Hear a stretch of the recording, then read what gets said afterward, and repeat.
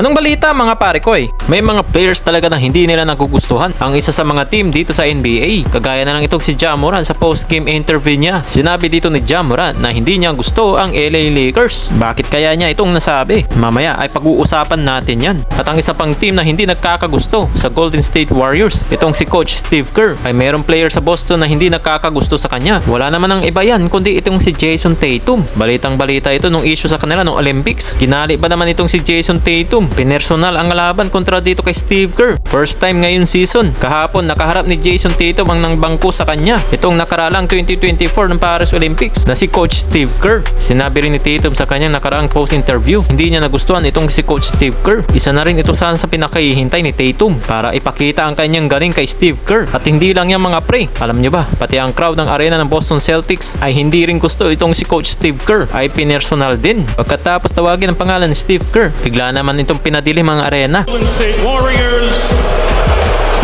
is Steve Kerr. Kaya mismo ang mga commentator ay natawa na lang dito. Dito nga sa ginawa ng arena ng Boston Celtics. So hard that the lights went out. That's a first. They cut the power.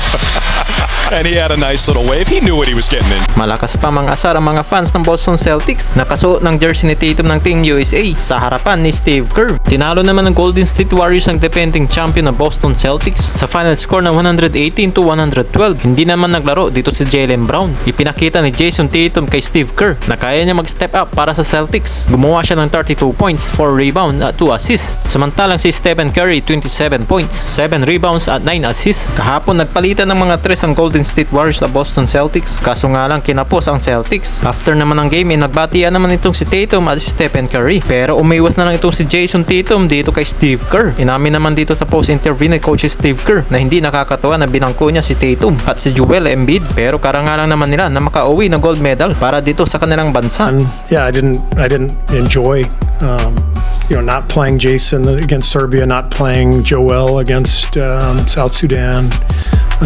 Those are not fun decisions, but our guys were all amazing. They committed to each other. They committed to winning the gold medal. They brought the gold home. Habang si Ja Morant ay hindi niya gusto ang LA Lakers. Nag-asaran pa nga sila dito ni LeBron James and Ja Morant. Nag-post pa sila ng too small. Nagpalitan sila ng trash token na personal din si Ja Morant. Sa panalo ng Grizzlies kahapon ay umangat sila sa pang number 9 habang ang Los Angeles Lakers ay pang number 10 ngayon. At sa post-game interview, sinabi din Ja Morant ang mga kadahilanan niya kung bakit hindi niya gusto ang Lakers dahil sila daw ang tumanggal sa kanilang kupunan ng Memphis Grizzlies noong nakaraan season. At sa isang laro daw sa kanilang home court na kung saan tinalo sila ng Lakers ay hindi naman siya dito nakapaglaro na naka-street clothes lang. Nakikita daw niya mga Lakers players na nagtatawanan, na tinitinan siya at parang pinag-uusapan pa siya. Para sa kanya ay nainsulto siya doon. Kaya kahapon sa laban nila ay nakuha niya ang oportunidad na para makaganti. First opportunity to get back on the floor playing against him.